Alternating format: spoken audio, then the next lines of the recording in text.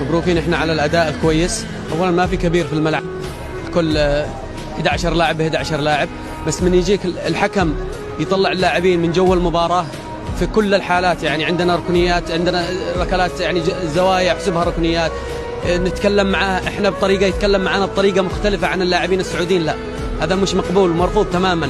هو حكم خلاص يحكم بالعدل في المباراه. احنا من نتكلم معاه، انا كابتن فريق اتكلم معاه اقول له ليش تتكلم مع اللاعب، تقول له انا معاكم مع لاعب الخصم وانت حكم؟ لا، ما يصير هذا الكلام. اعطيني حقي، طالما انا كابتن فريق اتكلم معاك اتكلم معي. هذا حصل في المباراه، حصل في المباراه، انا كابتن فريق اتكلم معاك، من حقي اتكلم معاك. يقول للسعودي انا معك، بيقول له اهدى، بيقول له اعطينا وقتنا. قلت له احنا محتاجين الوقت اكثر منهم، احنا جايين نفوز ما جايين نلعب. قلت له احنا جايين نفوز، اعطينا وقتنا احنا اكثر. قال له اهدى انا معاكم، اهدى. ما يصير هذا الكلام.